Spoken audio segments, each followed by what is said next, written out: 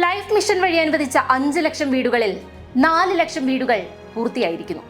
ഒരു വീട്ടിൽ ശരാശരി 4 കുടുംബാംഗങ്ങളെ കണക്കാക്കിയാൽ തന്നെ 16 ലക്ഷം മനുഷ്യർക്ക് അന്തസ്സോടെ സ്വന്തം വീട്ടിൽ കഴിയാൻ വഴിയൊരുക്കി നമ്മുടെ സർക്കാർ. ഈ വീടുകളിൽ 72%, അതായത് 2,90,000 വീടുകളും പൂർണ്ണമായും സംസ്ഥാന സർക്കാരിന്റെ പണം കൊണ്ട് നിർമ്മിച്ചവയാണ്. പട്ടികവർഗക്കാർക്ക് 6 ലക്ഷവും അല്ലാത്ത എല്ലാവർക്കും 4 ലക്ഷവും സർക്കാർ ലൈഫ് മിഷൻ വഴി ലഭ്യമാക്കുന്നു.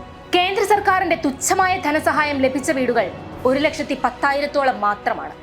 ഗ്രാമങ്ങളിൽ വെറും 72,000 രൂപ, നഗരങ്ങളിൽ 1.5 ലക്ഷം.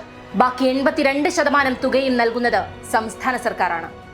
എന്നിട്ടും ഈ വീടുകൾക്ക് മുൻപിൽ പ്രധാനമന്ത്രിയുടെ ഫോട്ടോ പതിക്കണമെന്നാണ് കേന്ദ്ര സർക്കാർ നിബന്ധന വെക്കുന്നത്. അല്പത്തരം എന്നല്ലാതെ എന്ത് പറയാൻ?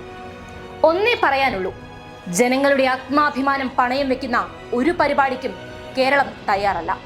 കേരള സർക്കാർ ഈ 7 വർഷം കൊണ്ട് ലൈഫിലൂടെ പാവപ്പെട്ട ജനങ്ങൾക്ക് വീട് വെക്കാനായി മാത്രം ചെലവിട്ടത് 15,500 കോടിയോളം രൂപയാണ്.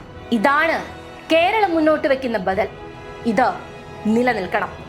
ഇടതുണ്ടെങ്കിലേ നമ്മുടെ ഇന്ത്യയുള്ളൂ.